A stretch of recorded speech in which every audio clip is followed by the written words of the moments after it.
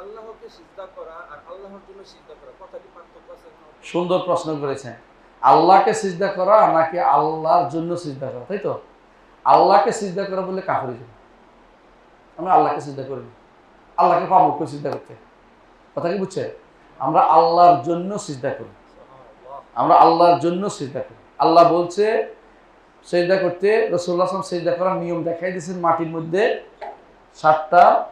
সাতটা অঙ্গ দিয়ে, 2 হাত, 2 হাঁটু, 2 পা এবং নাক কপাল একসাথে বলছে রাসূল। এইটা দিয়ে আমরা আল্লাহকে, আল্লাহ তাআলার জন্য সিজদা করি। কেউ যদি বলে আল্লাহকে সিজদা করি, আল্লাহর কুদরতি পায় বা আল্লাহর পায়, তাহলে সেটি কাফের, ইমানদার না। আল্লাহ তো আরশের উপর। কেউ যেটা বলে আল্লাহকে সিজদা করি, সে ব্যক্তি ইমানদার না। এখন ইমানদার হইতে পারে নাই, সে একটি হিন্দু রয়ে গেছে। হিন্দুরা সর্বভূতে আল্লাহ বাস করে, বিশ্বাস করে, আমরা এটা বিশ্বাস করি না, বুঝছেন তো? আমরা কেউ আল্লাহ কুদরতি পায়ও করি না, আল্লাহর পায়ও করি না, আমরা মাটিতে সিজদা করছি। কি জন্য? আল্লাহ খুশি করার জন্য। আল্লাহ এইভাবে করতে আমার নবীর মাধ্যমে দেখাই দিয়েছেন কিভাবে সিজদা করতে হবে। কেমন? আল্লাহর জন্য সিজদা করি, হ্যাঁ, আল্লাহ তাআলার সত্তার উপরে সিজদা করি না, আল্লাহর জন্য করি।